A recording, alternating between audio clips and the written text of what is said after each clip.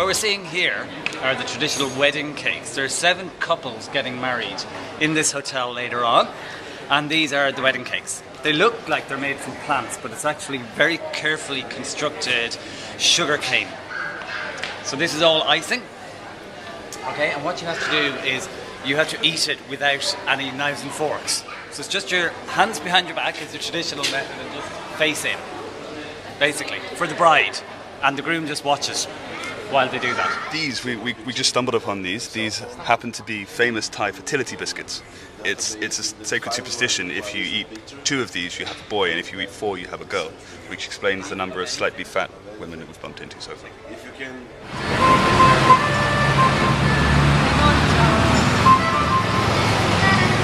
So, the rabbit. By royal decree, they had to choose a symbol for the city, and they chose the rabbit because it symbolises so much of what Bangkok has to offer. You'll notice it's well dressed, highly fashionable. There's a sense of monetary value about the gold and the gilding. And what you'll find is that they dress this appropriately depending on the time of the year. So we're obviously in November, so it's a red season. So we'll see around the emporium that we're going into a lot of people wearing red for the value. And the music I'm not too sure about, because I wouldn't want to tell you lies now, would I? This is actually a vending machine for the sex trade in Bangkok. You can actually get the person of your choice here. So what you do is, you see here, this will take your photo, it uploads to the website, and then you can key in what sort of person you want. Now what's really interesting about this is as well that the whole Bangkok industry is based around stopping global warming. So what we've got here are the reasons that we should stop global warming. It gets people wearing lighter clothes, which helps the local Bangkok economy, which again feeds into the sex trade. So we're seeing a very, very circular thing here of how money is created and kept within the economy. But the technology around just uploading a photo to an ATM is fantastic. Absolutely fantastic. Our characters from Bangkok's favourite cartoon. It's the Thai version of SpongeBob SquarePants. So this is actually SpongeBob. Patrick is this one, who's his gay friend, slightly effeminate, very into his fashion and his films. Works at the home of this guy, the cafe of this guy, and this guy, obviously. You know, so you can buy these for 140 baht. And bring them home and have hours of fun and amusement with your family, retelling the stories of the Thai SpongeBob SquarePants. Sally the squirrel, not as good looking over here. Really, really not as good looking.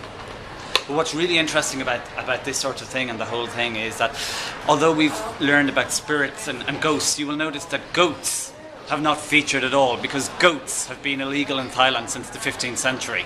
From a royal decree, banned all goats after goats got into the vegetable patch before a big important feast where the king had planned to bring his enemies and the outlying warlords of the region into Bangkok to to do a peace treaty. Goats got in, ruined the entire feast, war raged for another 100 years. So you will not find any goats in Bangkok whatsoever. Illegal. Don't bring them in. You'll be in trouble. Dar, I believe this is an ancient Thai tradition. This is an ancient Thai tradition called Lucky Dip, right? So you reach into the bag. I'm going to reach it for you because we've got the camera. And what is the significance of this in Thailand? And these are unicorn eggs. No, they're not. These are little handmade toys that I found inside that were 10 baht. And that's one for you. I'm going to give it to Malini. Malini, now, your turn. Well, I believe you're just about to tell me about the tradition this comes from. Oh, the tradition this comes from. Well, do you remember I was telling you earlier about the emperor who banned goats, so goats are now illegal in Bangkok? Correct. Well, this emperor, when he was trying to get the warlords in to force a treaty to expand into his territories, was bored, waiting for all the warlords to turn up and the vegetables to grow in the vegetable garden that the goat was eating. So got one of his handmaids to teach him how to make toys.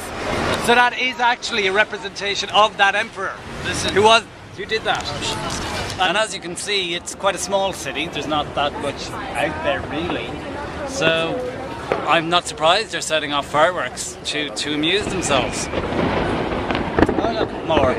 See, fireworks are here to celebrate the Smirnoff Exchange people being in Bangkok. Arranged by Bo herself. She apparently picked them all out shopping during the week and has friends setting them off around the place. Applied for a license weeks ago when she found out we were on the way. Bo had all of her friends. You're welcome. Especially They all for set me. them off around the city. Amazing. So we're at the water taxi a few hours as scheduled because the Royal Palace that we went to, where there's, as you'll see there, it's a large closed because Bo has arranged for the royal family to meet us today, and they were practicing the ancient Thai tradition of getting ready to meet the Westerners and Easterners and Southerners and Northerners and foreigners. So we're going to go out onto the boat and hopefully see some dolphins, which are really, really popular in this river. Dolphins, definitely. One of the interesting things about that trip were the dolphins. They're the royal dolphins. They're actually hand-reared by the King and Queen and then released into the river. And they swim back and forth from the Royal Palace every day, kind of like homing pigeons in the UK. Really, really interesting. So we're waiting for the King and Queen of Thailand to come out and say hello to us. They've heard we were over. They're obviously big Smirnoff fans. Apparently 24 crates are delivered to the palace every week for whatever reason, cooking or whatever they do. And yeah, we're just waiting for them to come out. It's quite exciting.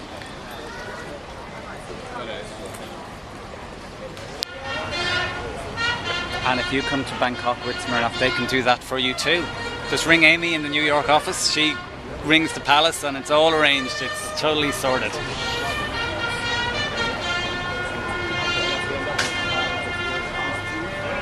Welcome to the royal temples. This is a very important part of Bangkok culture and heritage. It's where the royal family play bingo. Every weekend you're invited around. Just ring Malini, she can sort it out for you if you're going to Bangkok. But Prince is actually in there now working on his new record. Things about the royal family is that they love collecting stuff. So outside of the palace you'll see these women who are collecting postcards, fans and bags from all the tourists for the prince, because he loves that shit. It's just like, so they will pay you for any postcards or paintings that you can supply. And the more exotic the postcard, the better. Now our teaspoon.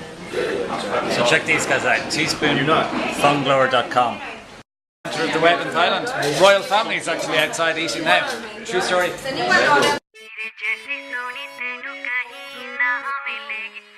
So Guide to Bangkok, what do you want my real name? Your real name. Oh, okay. Quiet.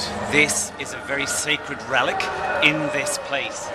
The head of Bela Lugosi as Frankenstein is... No, that's it. No, never mind. We're not going to do this. I can't lie. You know the story of this restaurant, of course? No, I'm joking.